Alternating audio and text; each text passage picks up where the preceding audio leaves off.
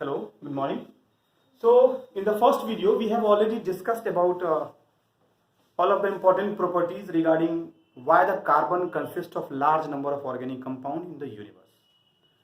हम उसकी पहली टॉपिक जो ऑलरेडी मैं बता भी चुका हूँ फर्स्ट वीडियो में कि कार्बन के कंपाउंड्स इतनी ज़्यादा संख्या में सिर्फ इसीलिए हैं because it has three different properties. First is catenation property, second one is tetravalency, third one is covalency. एक एक करके हम लोग इस पूरे तीनों टॉपिक को आज डिस्कस करेंगे, समझेंगे. What is catenation property? तो कैटेनेशन प्रॉपर्टी का मतलब होता है self linking ability of carbon.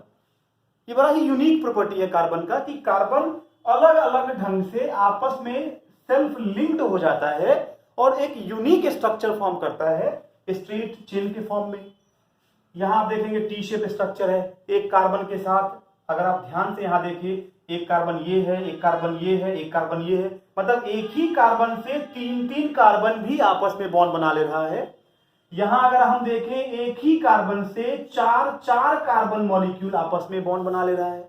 तो this ability of bond formation which is called self linking ability को हम क्या कह रहे हैं? Catenation property. ठीक. और this is the unique property of carbon due to which carbon exist in large number in the universe. या carbon compound की संख्या जो सब यूनिवर्स की अगर हम बात करें तो बहुत ज्यादा है. नेक्स्ट प्रॉपर्टी है हमारा टेट्रावैलेंसी. टेट्रा का मतलब क्लास 9th में आप लोगों को पढ़ाया गया 4, और वैलेंसी हम जानते हैं कि क्या होती है. Valency is combining capacity of an element. मतलब कार्बन की वैलेंसी हो गई 4.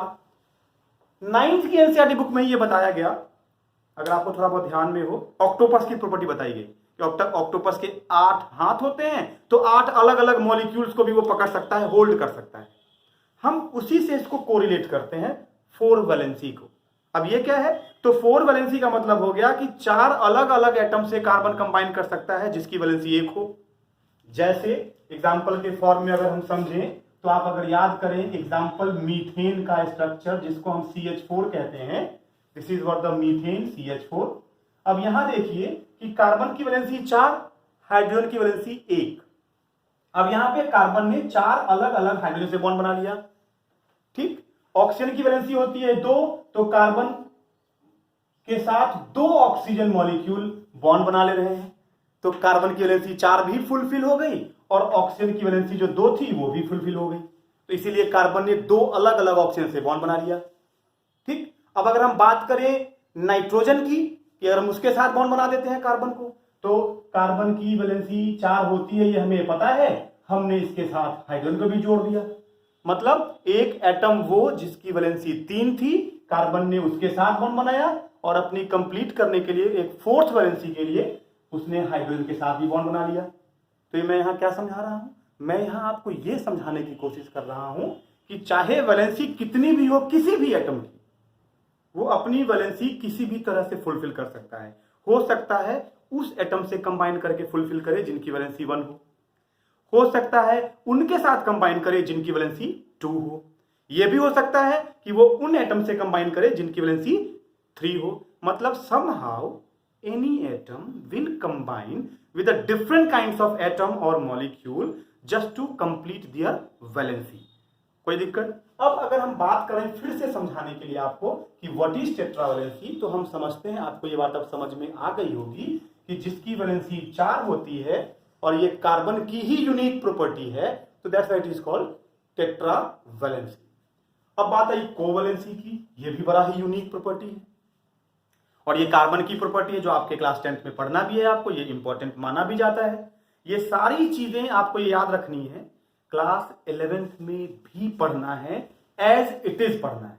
मतलब अगर आपने पहले से प्लान कर रखा है कि मुझे PCM अगर ऑप्ट करना है, तो ये मान के चलिए जिन भी बच्चों ने 10th की पढ़ाई बेहतर ढंग से कर ली, साइंस की या अपने सब्जेक्ट की, जो उसको ऑप्ट करने वाले हैं क्लास 11th में, तो ये मान के चलिए कि 11th हाफ ईयरली तक आपको बहुत कम परेशानियों का सामना करना पड़ेगा. और ये आपको अभी समझ में नहीं आएगा, ये समझ में आएगा जब आप क्लास 11th में जाएंगे और जब वो चैप्टर्स के नाम पढ़ेंगे, वो टॉपिक पढ़ेंगे. वही सेम चीज आप क्लास 9th में भी पढ़ चुके होंगे.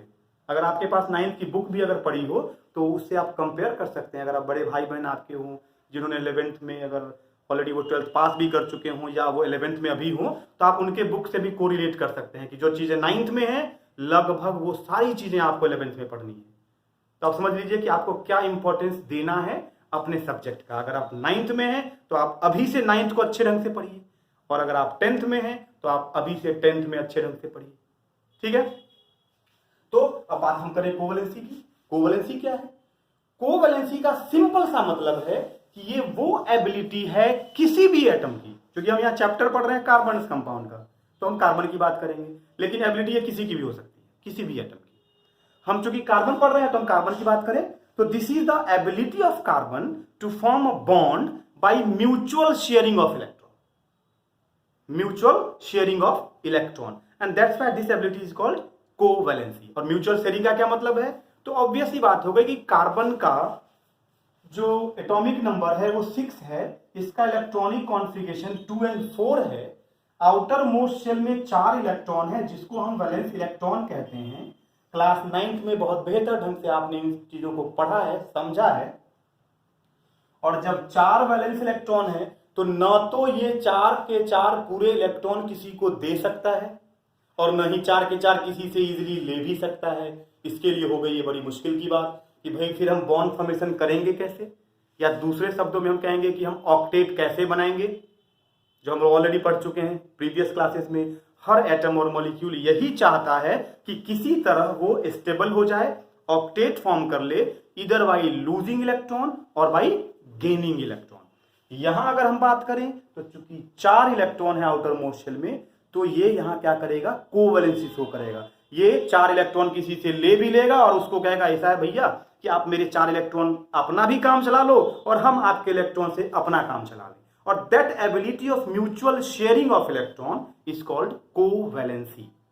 हम उम्मीद करते हैं आपको ये चीजें बिल्कुल समझ में अब आ रही होंगी कि ये 4 इलेक्ट्रॉन है आउटर मोस्ट शेल में, तो ये किसी से 4 इलेक्ट्रॉन लेके बॉन्ड बना लेगा, या वही 4 इलेक्ट्रॉन किसी को दे के उसके भी काम आ जाएगा और ये कार्बन के भी काम आ जाएगा, और यही एबिलिटी कहला गई कोवैलेंसी। और जो बॉन्ड फॉर्मेशन हुआ उस बॉन्ड फॉर्मेशन को हम कह रहे हैं कोवैलेंट बॉन्ड। हमने पीछे पढ़ा है मेटल एंड नॉन मेटल वाले चैप्टर में आयनिक बॉन्ड के बारे में, थोड़ा सा मैं वहां बता देता हूं। लिंक में आपको ऊपर दिखेगा, आई बटन है, वहां से you can see the bond formation of metal non metal, that is ionic bond. Ionic bond में क्या है थोड़ा सा मैं अभी फिर बता दूं आपको। आयनिक बॉन्ड का मतलब होता है bond formation takes place by complete transfer of electron, and that bonds are very strong. यहां क्या है? There is a mutual sharing of electron. वो इलेक्ट्रॉन दोनों मॉलिक्यूल के काम में आ रहा है जिसके साथ वो बॉन्ड बना रहा है, तो इस कारण से बॉन्ड जो होगा कंपैरेटिवली आयनिक बॉन्ड के कंपैरिजन में वो थोड़ा वीक होगा। और यही डिफरेंस भी आ जाता है बोर्ड एग्जाम में कि डिफरेंस बताइए जरा कोवैलेंट बॉन्ड में और आयनिक बॉन्ड में। तो हम उम्मीद करते हैं ये बातें आपको बिल्कुल बेहतर ढंग से समझ में आ गई होगी। मतलब ये जो 3 प्रॉपर्टी है जो आपके क्लास 10th एनसीईआरटी में है, बोर्ड के लिए ये बहुत इंपॉर्टेंट काम की चीज है। यही चीजें आईसीएसई बोर्ड में भी है, क्लास 8th और 9th की बुक में है। तो वो बच्चे जो आईसीएसई में इस वीडियो से फायदा उठा सकते हैं। सीबीएसई वालों के लिए तो डायरेक्ट हो गया ये कि द कार्बन की क्वेश्चन था हमारा जो हमने फर्स्ट वीडियो में मेंशन किया कि why the carbon compounds present in the larger amount, या what is the versatile property of carbon. तो ये सारे आंसर उसी में है, हमने फर्स्ट वीडियो में आपको दिखाया है। जिन्होंने नहीं देखा है फर्स्ट वीडियो वो मेरा फर्स्ट वीडियो देख सकते हैं। मेरे चैनल को सब्सक्राइब भी करिए, शेयर भी करिए, ताकि ये सारी वीडियोस जो बहुत ही इजी ढंग से मैंने कोशिश करी है हर तरह के बच्चे को समझ में आए, ताकि आपको भी फायदा मिले और दूसरों को भी फायदा मिले। ठीक है, थैंक यू।